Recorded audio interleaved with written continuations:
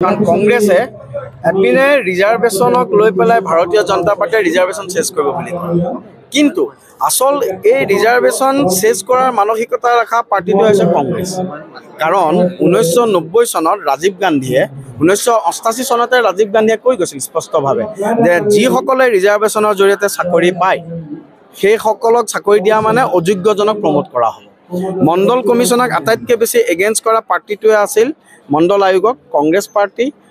ৰাজীৱ গান্ধী ডাঙৰীয়া সংসদত তেখেতে আনুষ্ঠানিকভাৱে ষ্টেটমেণ্ট দিছিল আৰু আনকি সেই সময়ত ভাৰতবৰ্ষৰ যিবোৰ পেপাৰ আছে সেই পেপাৰতো কংগ্ৰেছে ৰিজাৰ্ভেশ্যনৰ এগেইনষ্টত ষ্টেটমেণ্ট দিছিল। প্ৰথম কথা, সেই কংগ্ৰেছৰ লিগেচিটো বহন কৰি আছে ৰাহুল গান্ধী। আমি জানো গান্ধী পৰিয়াল বুলি ক'লে কংগ্ৰেছ।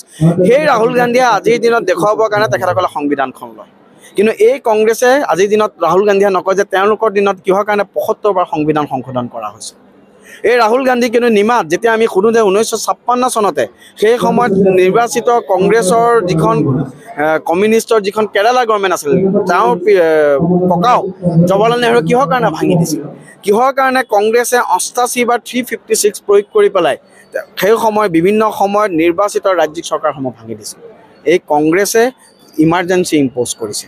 গতিকে ৰাহুল গান্ধী আজি দিনত যিমানেই নকওক কিয়, যি কংগ্ৰেছ দলৰ হিষ্ট্ৰী সকলো সময়তে সংবিধান অৱমাননা কৰা, যেতিয়াই কংগ্ৰেছৰ স্বাৰ্থত কোনো ৰায় নাহিব আনকি তেওঁলোকে ন্যায়পালিকাকো আঙুলি দেখুৱায়। গতিকে এইজন ৰাহুল গান্ধীয়ে আজিৰ দিনত অন্ততঃ সংবিধানক লৈ সংৰক্ষণক লৈ ৰাহুল গান্ধী আৰু কংগ্ৰেছে কথা কোৱাৰ কোনো অধিকাৰ নাই, আৰু সেইকাৰণে আমি কংগ্ৰেছৰ যি ৰাজনীতি আৰু কংগ্ৰেছক আমি নীলাশিয়াল হিচাপে অভিহিত কৰিছোঁ। কাৰণ কংগ্ৰেছে এপিনে ৰিজাৰ্ভেশ্যনক লৈ পেলাই ভাৰতীয় জনতা পাৰ্টিয়ে ৰিজাৰ্ভেশ্যন চেজ কৰিব বুলি কয়, কিন্তু আসল এই ৰিজাৰ্ভেশ্যন চেজ কৰাৰ মানসিকতা ৰখা পাৰ্টিটো হৈছে কংগ্ৰেছ। কাৰণ 1990 চনত ৰাজীৱ গান্ধীয়ে 1988 চনতে ৰাজীৱ গান্ধীয়ে কৈ গৈছিল স্পষ্টভাৱে যে যিসকলে ৰিজাৰ্ভেশ্যনৰ জৰিয়তে চাকৰি পায় সেইসকলক চাকৰি দিয়া মানে অযোগ্যজনক প্ৰমোট কৰা হ'ব। মণ্ডল কমিশ্যনক আটাইতকৈ বেছি এগেইনষ্ট কৰা পাৰ্টিটোৱে আছিল মণ্ডল আয়োগক কংগ্ৰেছ পাৰ্টি। ৰাজীৱ গান্ধী ডাঙৰীয়া সংসদত তেখেতে আনুষ্ঠানিকভাৱে ষ্টেটমেণ্ট দিছিল আৰু আনকি সেই সময়ত ভাৰতবৰ্ষৰ যিবোৰ পেপাৰ আছে সেই পেপাৰতো কংগ্ৰেছে ৰিজাৰ্ভেশ্যনৰ এগেইনষ্টত ষ্টেটমেণ্ট দিছিল। প্ৰথম কথা, সেই কংগ্ৰেছৰ লিগেচিটো বহন কৰি আছে ৰাহুল গান্ধী। আমি জানো গান্ধী পৰিয়াল বুলি ক'লে কংগ্ৰেছ।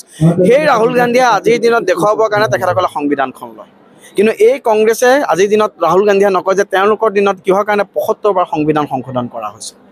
এই ৰাহুল গান্ধী কিন্তু নিমাত যেতিয়া আমি সোধোঁ যে 1956 চনতে সেই সময়ত নিৰ্বাচিত কংগ্ৰেছৰ যিখন কমিউনিষ্টৰ যিখন কেৰালা গভৰ্ণমেণ্ট আছিল তেওঁৰ ককাও জৱাহৰলাল নেহৰু কিহৰ কাৰণে ভাঙি দিছিল, কিহৰ কাৰণে কংগ্ৰেছে 88 বা 356 প্ৰয়োগ কৰি পেলাই সেই সময় বিভিন্ন সময়ত নিৰ্বাচিত ৰাজ্যিক চৰকাৰসমূহ ভাঙি দিছিল। এই কংগ্ৰেছে ইমাৰ্জেঞ্চি ইম্প'জ কৰিছে। গতিকে ৰাহুল গান্ধী আজি দিনত যিমানেই নকওক কিয়, যি কংগ্ৰেছ দলৰ হিষ্ট্ৰী সকলো সময়তে সংবিধান অৱমাননা কৰা, যেতিয়াই কংগ্ৰেছৰ স্বাৰ্থত কোনো ৰায় নাহিব আনকি তেওঁলোকে ন্যায়পালিকাকো আঙুলি দেখুৱায়। গতিকে এইজন ৰাহুল গান্ধীয়ে আজিৰ দিনত অন্ততঃ সংবিধানক লৈ সংৰক্ষণক লৈ ৰাহুল গান্ধী আৰু কংগ্ৰেছে কথা কোৱাৰ কোনো অধিকাৰ নাই, আৰু সেইকাৰণে আমি কংগ্ৰেছৰ যি ৰাজনীতি আৰু কংগ্ৰেছক আমি নীলাশিয়াল হিচাপে অভিহিত কৰিছোঁ।